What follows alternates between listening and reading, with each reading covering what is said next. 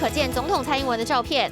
绿营选将角逐党内初选，但23号民进党中常会决议禁止在文宣上使用选对会成员照片，包含总统、副总统、行政院长。 像是要争取代表民进党参选台北市议员的新人赵怡翔，就在文山区挂了这样一面不小的看板，上面除了有总统蔡英文的照片，还附上签名。因为不溯及既往原则，所以不用强制拆除，但是未来不得再挂上类似的样式。其实，在大安文山区的看板费用真的是很贵哈。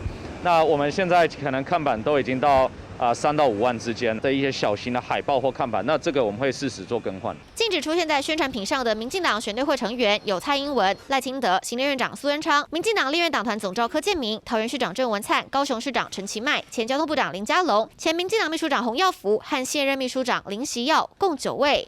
其中被视为最激烈的屏东县长初选，立委钟嘉宾更是强打赖清德力挺。虽然对我来讲不是很公平。